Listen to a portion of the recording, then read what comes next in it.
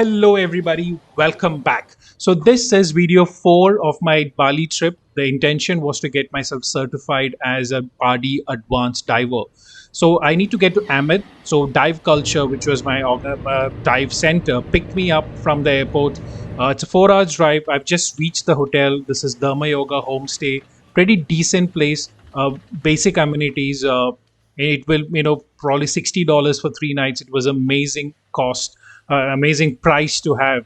It was raining when I reached in the afternoon, so I was a little worried. You can see those red water and all that, but for my dive the next day. But in the morning, it kind of cleared up. So I went for an early morning walk.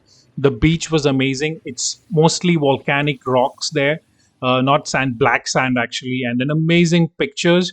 The dive team kind of picked me up at 9 a.m. This is Ketut, my drive instructor. Met some amazing friends. I had an amazing ride at the back on the back of an open truck to the dive point. So the dive point for my first two dives is USS Liberty. Now USS Liberty is a American cargo ship which was beached after a torpedo attack by the Japanese in 1942. So it actually beached itself in about the coast of Bali in Amed. It was on the beach until around 1962 or 63. Then during the Mount Agog, which is a volcanic eruption, the tremors caused this particular ship to slide back into the water and sink into the water.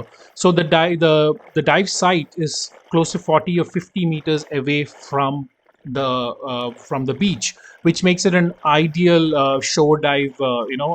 Shore dive. So in this case, the highest point of the ship is at around 5 meters and the deepest is around 30. So I'm not yet certified advanced diver, so the max I can go to is 18. And this is my dive, the second dive.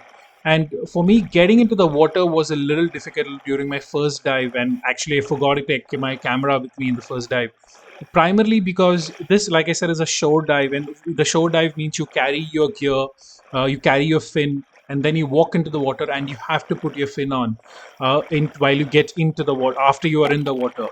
This was very different from what I did during my first dive, which was a live on board. During live on board, you wear all your gear and then just jump into the water, so you don't have to actually worry about wearing your fins. So I found it a little difficult to wear my fins in the water, and Ketut was amazing. He kind of helped me through the whole process, was telling me what exactly to do and what not to do specifically. This is the crawl space through which he's taking me. So the advanced, this is the wreck dive. So like I said, it's a second dive. So this is a wreck dive, and through in this dive, they are looking primarily at your buoyancy, taking you through these very small crawl spaces where you have to absolutely control your buoyancy, otherwise you're going to bang into various things. This was my that small crawl space under the deck, and I was able to get through this. But in the first, just before I reached this crawl space, there was a couple of pillars I had to navigate through, and I kind of got stuck in the first one. And he was like, "Go down, go left, don't kick too much." But anyways, I got through that. But then I kind of got the hang of it, and I was kind of concentrating on my buoyancy. So you'll see my cameras all over the place because it is a new environment for you, and you are literally trying to keep yourself at the level. You're trying to make sure that you don't bang into stuff. One of the things which I was really worried about with people's kind of when my various experienced divers told me is never touch the surface of a coral or a wreck.